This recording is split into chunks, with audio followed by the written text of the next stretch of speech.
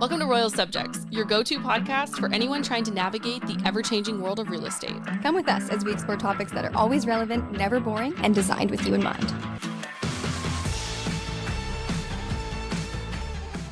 All right, welcome back to the podcast. I'm Danielle. And I'm Sarah. And today we're talking about condo ownership. Let's talk home ownership. Two different types. We're talking condominium ownership and freehold ownership. First step, I think, in that conversation is what is the difference? Mm-hmm. A freehold property is one that you own where you own the entire home, you own the land surrounding it, and everything involved in that plot of land and that home is yours to take care of and your responsibility, aside from like rentals of hot water tanks, but that's besides the point. As opposed to condominium ownership, where you essentially own everything on the inside of the property. Sometimes you own the land that the structure is situated on, but 9 times out of 10 for most condominium ownership, it is just the interior of the property. And with that comes the responsibility for just the interior. So majority of condominium ownership, the exterior of the property, so lawn maintenance, roof, siding, driveway, if that's applicable, parking, things like that, all of the exterior elements of the home are to the responsibility of the condominium corporation. That's where the condo fees come into play. Which is usually when you purchase a condo, you have your typical purchase that as if you're buying freehold. So you're going to pay $350,000 for this condo. Not included in your mortgage price, though, is your condo fees, which include things like exterior maintenance, parking situations, sometimes storage lockers. In certain situations, you're paying those fees towards maintaining common elements such as pools or gyms or rooftop patios. It really varies depending condo to condo. Because those kinds of things vary so significantly, the price point that you're looking at for condo fees can also vary. So some are $200 a month, others are upwards of $600, $700, $800. It all depends, especially in our area for Belleville and Trenton more specifically. It really depends on the type of condominium that you're looking to purchase, because we've seen and dealt with ones that are in the $200 to $300 price range and others that are upwards of $600. It all depends on where you're living and what services are being provided to you at the expense of those fees. We think about, our monthly budget. So we have our mortgage payment. Now we've got gas and groceries and all of the other things. You're adding those condo fees in there. The other part that can affect condo fees is the reserve fund. The reserve fund is paid into by all of the condominium owners' fees every month. So in that condominium complex, everybody's paying their monthly fees. A portion of that is going into the reserve fund. That reserve fund is there. So if any of those common element areas, let's say the parking lot or the pool, if there's a pool there, if there's an issue with one of those common elements that needs to be serviced, they're pulling from the reserve fund. That's why it's really important when you're purchasing a condominium, when you're in your conditional period, you're doing your due diligence, you're taking a look at that status certificate, you want to know how healthy is that reserve fund, because if the funds are not there, guess who's paying for it out of pocket? It's all of those condominium owners. So when you're thinking about purchasing a condo, you really want to think about what is important to me and why am I considering condo ownership? Is it because I don't want to blow any snow or mow any grass?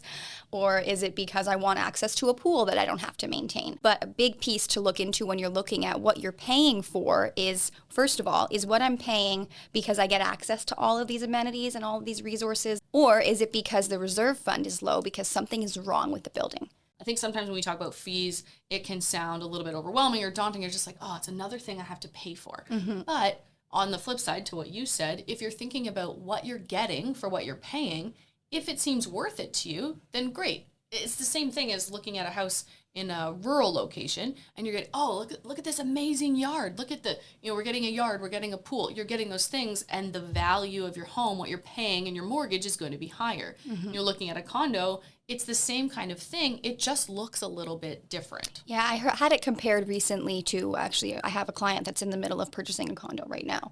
And she said, should we get a home inspection? Now, you can get a home inspection on a condominium. And depending on if it's a condominium townhouse or a condo in a typical, 6-story, 10-story building, it might, affect your decision to do that or not. But in this case, it is in a building. And so the home inspection, yes, we're going to be able to look at the features of the interior of her unit that she's purchasing, but we won't be able to take into account But we won't be able to look into or take into account in our decision-making process the foundation, the roof, the windows, the doors, those types of things. Like, yes, we can look at them, but we can't use them as a bargaining chip for this particular unit because those are things that are typically paid for through the reserve fund. And so we discussed how when you're buying this type of condo specifically, your lawyer review of the status certificate, the reserve fund, the condominium documents is essentially the version of a home inspection, right? Because you're inspecting the financial health of the property because you're not responsible to actually do these things if something goes wrong, but you are expected to pay for it. So if the reserve fund has, $200,000 in it and that seems sufficient to your lawyer based on what they're seeing, great. But if it isn't enough and say there's cracks in the foundation and they have to do some major repair work, it is important for condo owners to know ahead of time that they can be levied at any time. So the condo corporation can decide, we need to refill our reserve fund because we have to make these big, financial commitments and changes. And then you can be, forced to pay $2,500 for 3 months in a row to refill that fund. So that is kind of like the financial, I don't want to say risk because it is a calculated risk that you're taking, and that is why it's important to review the status certificate and the reserve fund, et cetera. Well, and I think for a lot of people listening to that, it might sound, oh my gosh, like I don't want to get involved with that. That sounds so stressful. I could be levied at any time. I could be like forced essentially because I live here to pay to contribute. Well, let's go over to the freehold ownership side of things, right? If you have a house and there's a really bad storm and the shingles go flying and now you've got damage to your roof, guess who's on the hook for that too? It's you as the homeowner. So as always, you have to make like you said, the calculated risk, and you have to make the decision that you feel most comfortable with based on your unique situation, based on your personal financial situation. And I think it's important to note that both freehold ownership and condo ownership come with different challenges. And both come with unexpected costs. You can be as prepared as possible. Get that home inspection. Guess what? 2 years in, your hot water tank goes, and you need a new pressure tank, a new hot water tank, and maybe a new sewage pump. I might be talking from experience. But I'm just saying there are unexpected costs that come with home ownership, regardless if you go freehold or condominium ownership structure. Well, I don't know if you got the memo, but life is unexpected, right? And I think that it's exciting to be a homeowner, but you also have to recognize that regardless what type of home you buy, anything can happen. And I think it's really important to just enter into the home ownership process or, the home ownership period of your life educated and equipped so that if something goes wrong, if something hits the fan, you know who to call.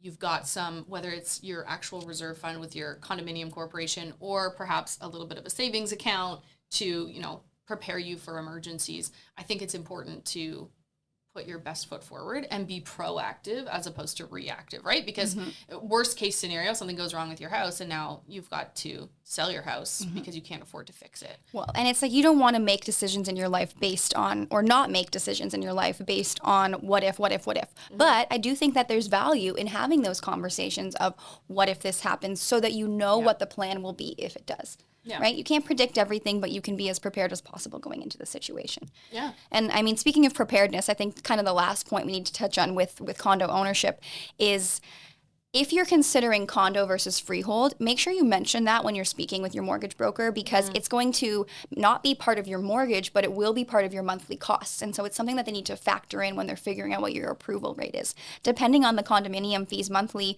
you can have up to $100,000 or more less buying power when you're looking at a condo versus a freehold property.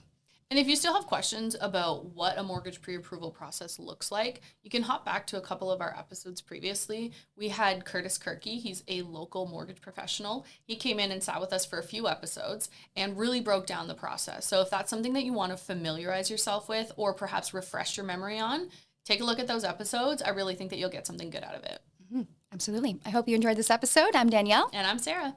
And we can't wait to talk to you next week. If you have any questions regarding real estate, please feel free to reach out at our website, theroylegroup.ca, or The Royle Group on any social media platforms. See you around.